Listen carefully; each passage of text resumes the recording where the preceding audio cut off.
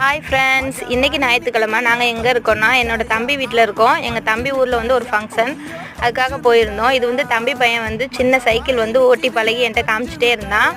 என்னோடய பையனுக்கு பஸ்ஸில் வந்தது கொஞ்சம் டயர்டாக இருக்குது அப்படின்னு சொல்லிட்டு நவீன் வந்து படுத்து ரெஸ்ட் எடுக்க ஆரம்பிச்சிட்டான்.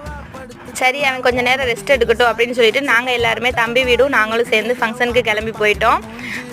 ஃபங்க்ஷனில் நல்லாவே வெஜிடபிள் பிரியாணி அது இதுன்னு சொல்லி நல்லா சாப்பிட்டுட்டு லாஸ்ட்டாக பாயாசத்தோடு ஃபினிஷ் பண்ணி வெளியில் வந்தாச்சு.